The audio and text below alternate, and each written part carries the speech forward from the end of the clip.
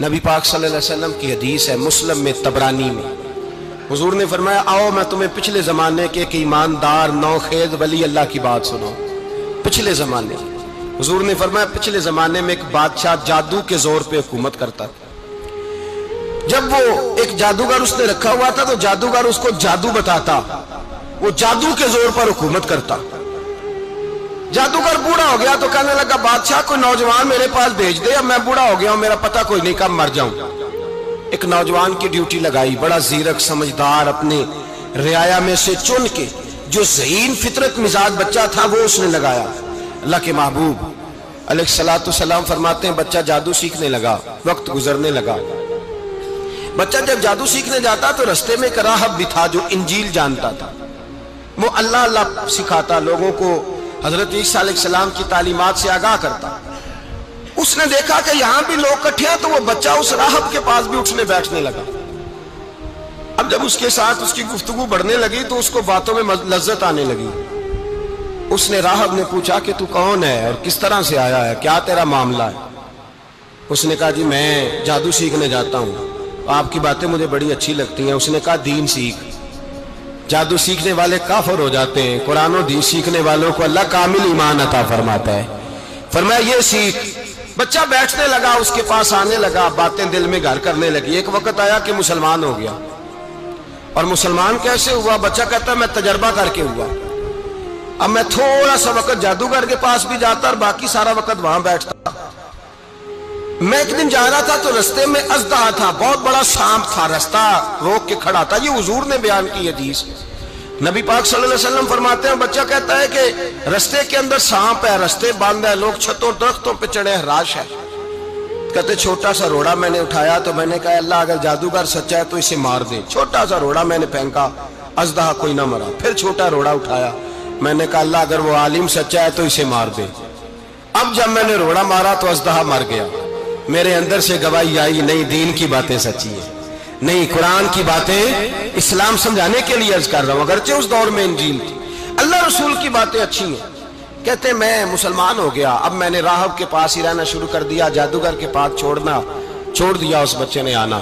بادشاہ پوچھتا کہاں زیادہ وقت گزارتے ہو تو وہ بات گول کر دیتا، وقت تیزی سے بڑھنے لگا۔ اللہ نے اس نوجوان میں طاقت پیدا کر دی، اب وہ اس کے اندر نا اللہ نے توانائی روحانیت پیدا کر دی، ابھی جوان ہے، 14-15 سال عمر ہے۔ اللہ نے اب جو بیمار بھی آتا وہ دعا کرتا تو اللہ صحت عطا کر دیتا، جو بھی آتا۔ بادشاہ کا ایک درباری تھا، بادشاہ کو پنکھا جلتا تھا، وہ اندھا ہو گیا، کوئی ایسی تکلیف آئی کہ نابینا ہو گیا، بڑے علاج کرائے شفا نہیں ہوئی۔ کسی نے اس بچے کا پتہ بتایا کانوں میں، اس کے پاس گیا تو بچہ کہنے لگا شفا تو ہو جائے گی پر کلمہ پڑھنا پڑے گا، مسلمان ہونا پڑے گا، جس پیغمبر کا میں غلام ہوں تجھے بھی بننا پڑے گا، دین پہ عمل کرنا پڑے گا، اللہ شفا دیتا ہے۔ اس نے کہا تو مجھے کلمہ پڑھا، مجھے شفا دے، میں تیار ہوں۔ اس نے کہا شفا تو اللہ دیتا ہے۔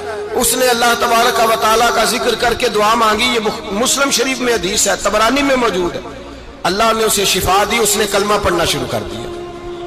یہاں ایک نقطہ لکھا ہے ہمارے علماء نے، کہتے ہیں جب اللہ ولایت عطا کرتا ہے نا تو یہ سفید بالوں والے کا حصہ نہیں ہوتی۔ اگر جوانی میں کوئی آدمی توبہ کر کے تصوف کے رستے پہ چلتا ہے تو سب سے زیادہ ولایت اللہ اسے عطا فرماتا ہے، سب سے زیادہ ولایت اس کے پاس ہوتی ہے۔ ابھی اس کے بال کالے ہیں، چڑھتی جوانی ہے، دعا کی تو اللہ نے، اور حدیث پاک میں موجود ہے کوڑے آتے تو شفا یاب ہو جاتے، اندھے آتے تو شفا یاب، برس والے آتے تو اللہ سے دے، جوان ہے۔ بادشاہ کے پاس وہ واپس گیا، وہ جو آدمی جس کی آنکھیں ٹھیک ہوئی تھی، بادشاہ نے پوچھا کہ کیسے شفا ملی؟ تو کہنے لگا میرے رب نے شفا دی ہے۔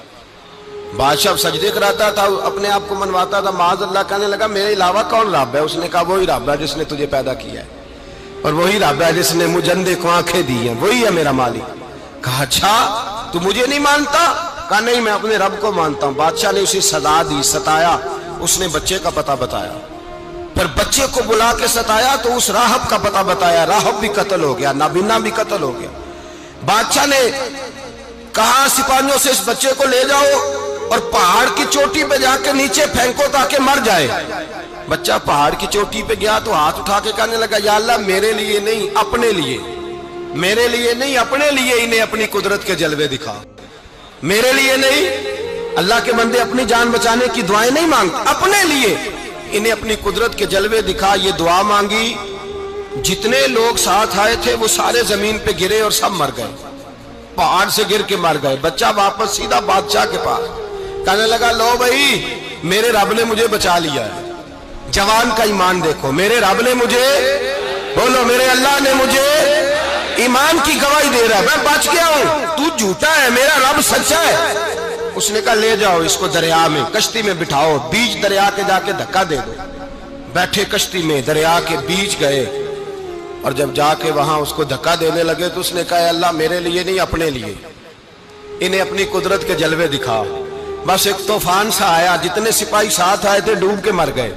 वो बच्चा उठा और सीधा फिर बादशाह के पास, उसी के पास कहने लगा, लो भाई मेरे रब ने मुझे बचा लिया है, तेरे पास आया हूं। वो कहने लगा, तू क्या मुसीबत मेरे गले पड़ गई है, कैसे जान छूटेगी? तो बच्चा कहने लगा, अगर तू मुझे बांधे दरख्त के साथ और सारे मुल्क को बुलाए, लोगों को इकट्ठा करे, फिर तू मुझे तीर मारना, मैं तुझे बताऊंगा कैसे मारना है, मैं मर जाऊंगा। अल्लाह का बंदा नौजवान, ईमान देखो, मरने के तरीके बता रहा है, मैं तुझे बताऊंगा मैं कैसे मरूंगा। ये बात कही, बादशाह ने सारा मजमा जमा किया, मुल्क सारा बाहर आ गया, दरख्त के साथ बांध दिया। कहने लगा, भाई लोगों ये मुझे मारना चाहता था, मार नहीं सका, अब मैं इसे बताने लगा हूं कि मैं कैसे मरूंगा। इसे कहो जब तीर मारे तो साथ मेरे रब का नाम भी ले, मैं अपने रब के नाम पे जान दूंगा, ईमान की पुख्तगी में अल्लाह के नाम पर जान दूंगा। इसे कहो रब के नाम पे मारे, मर जाऊंगा।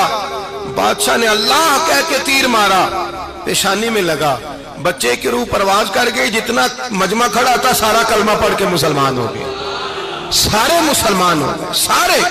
मेरे रसूल पाक सैयद आलम सल्लल्लाहु अलैहि वसल्लम ने नौजवानों को बताया, जब तुम्हारे अंदर ईमान की कुव्वत आएगी तो अल्लाह तुम्हारी मदद करेगा। फरमाया वो नौखेज वली था, अभी जवान राना था, अभी उसकी पेशानी पर जवानी के आसार थे, लेकिन उसने अल्लाह को राजी किया, रब करीम को राजी।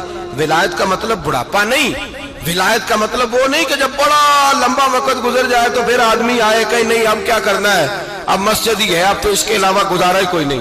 तो उस वक्त का आना अल्लाह की बारगाह में कबूल तो है, लेकिन शाबाशी उसी को मिलती है जो जवानी का वक्त आए, जो ऐन उस वक्त आए जो वक्त मेरे रसूल पाक अलैहिस्सलाम के गुलाम है अब्दुल्ला इब्ने उमर।